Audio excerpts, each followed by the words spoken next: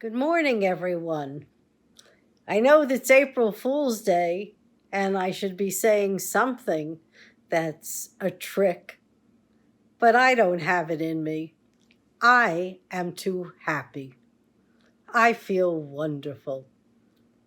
Even though my topic is shock and awe, I still feel wonderful. And that's the beauty of being alive and living life to the fullest, or as full as I can, under the circumstances. So now, for the shock. Well, for those folks who watch the Oscars, the slap heard round the world, that was pretty horrible. No impulse control. Something I've been working on all my life, impulse control. Can you imagine if none of us had impulse control? We'd all be shooting each other. Forget the slaps. If you had a gun in your hand, you just use it. Shock. Shock that civilized people can revert to barbarism in a nanosecond. Shock! My friends visited an exclusive enclave in South Carolina. When they went into towns, they saw bumper stickers that said, "We hate foreign enemies and domestic Democrats." That's shocking in and of itself, to have such hatred in your heart that you put it on a bumper sticker for all to see. When we all know that when you have such hatred, you should be building two graves, one for yourself and one for the person or persons you hate. Shock! They went inland at a magnificent natural resource and heard ordinary citizens discussing how they would like to lynch Kamala Harris. Dreadful, dreadful behavior. Years ago, if we didn't like somebody's policies, we voted them out of office. Now, shock! The corporate, industrial, military, political complex is far larger than anything Eisenhower could have imagined. He was afraid. Now he would be terrified. Imagine we outsource our Defense Department. We outsource so many of our institutions. No wonder. Shock! Congress is willing to vote that there is no cap on the money that they can rake in. And not only that, what was previously illegal, which was taking campaign monies and using it for personal pleasure, they want to make it legal. That's not democracy. The founding fathers used their own money to go abroad and make peace for America. And shock! In Eisenhower's time, Sherman Adams had to quit because he accepted a vicuña coat. And shock! Nixon was penalized for the 15 minutes of tape that was missing because his secretary thought there were too many expletives. And Nixon did the right thing, and rather than be impeached, he resigned. Trump, he has lost 7 hours on the date of the insurrection. 7 hours are not reflected in the White House logs. I was going to say lies, and they are lies. Because shock, the interesting thing about South Carolina is that was the headquarters for Lin Woods on his plantation, where Michael Flynn and Bryant, who previously was the CEO of Overstock.com, met and coordinated with everyone, lawyers, IT personnel, on how to start the 1-6 insurrection. They were the people who came up with the Arizona recount. They were the folks who were behind the implications that the Georgia election was fixed, and they were the ones behind the lies about the Dominion voting machines. Didn't come from a great big group, just the loyalists of Donald Trump following out his orders. Shock? It shouldn't be. And the worst shock of all, Putin. Shock. Not that he went into Ukraine. No, he bought his own propaganda. But shock that the Ukrainians would actually go across the Russian border and take out oil tanks belonging to Roseneft. Now Putin says, how can I negotiate when they would do such a horrible thing? The fact that he has destroyed Ukrainian munitions, that doesn't matter.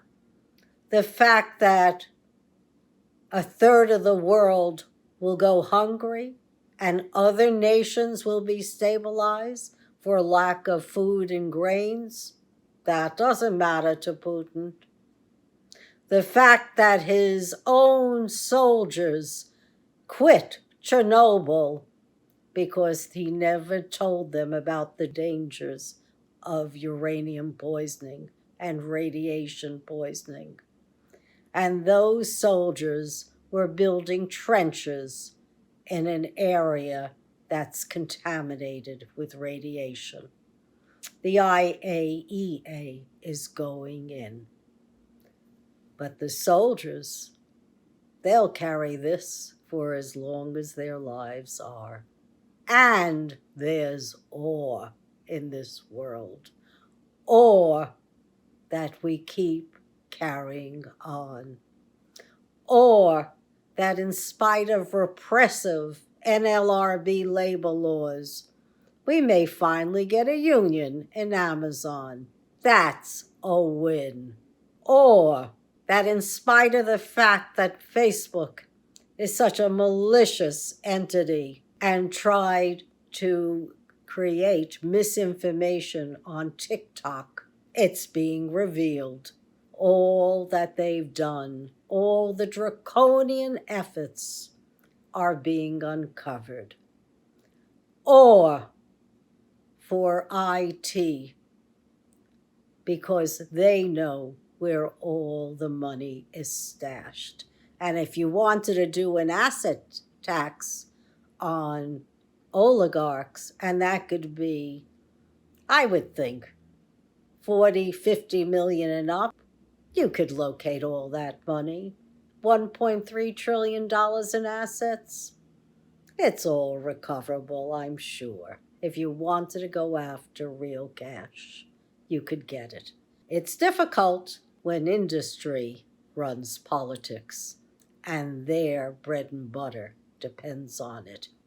Or when I read the Jerusalem Report and I read about the latest in climate mitigation that the Israelis are thinking of. Because believe me, they too, like most of the humans on this planet, opted for fossil fuels when we have the sun that's never going out for billions of years to rely upon and harness.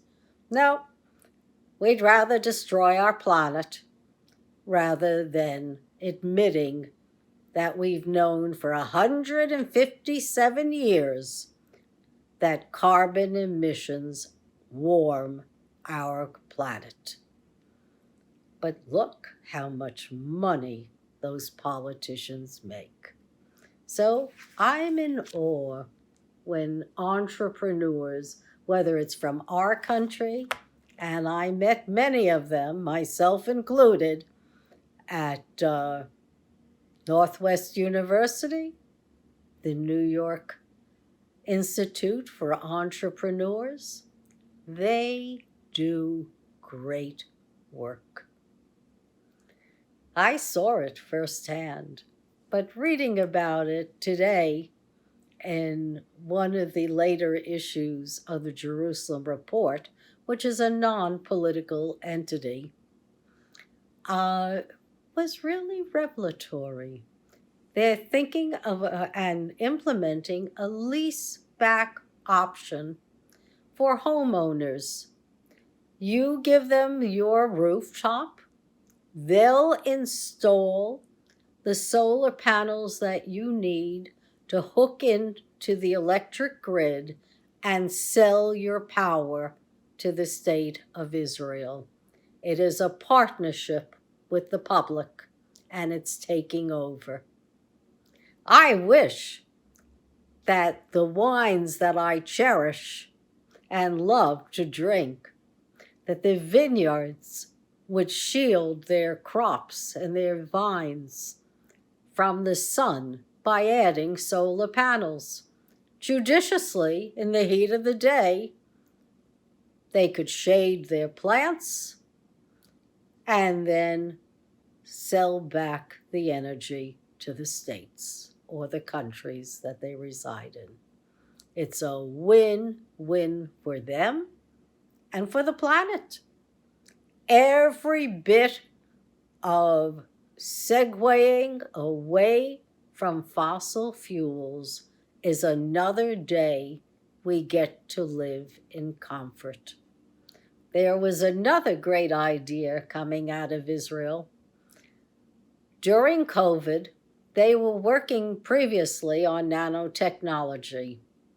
They now have particles that they can embed in natural fibers to create masks and clothing and gear that is not only water repellent, it's flame retardant, and it keeps out infections, bacterial and viral.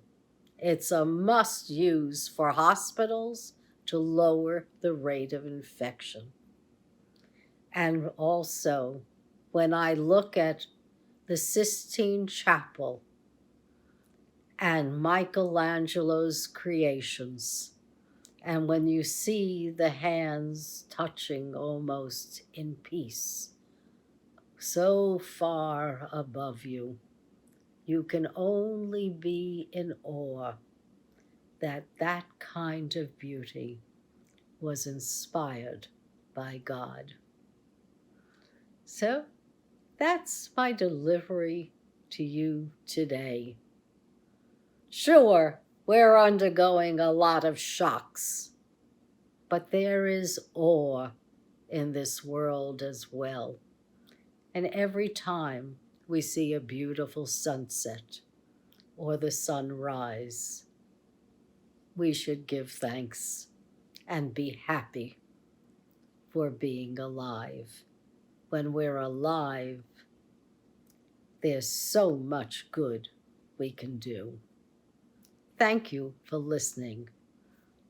See you next week.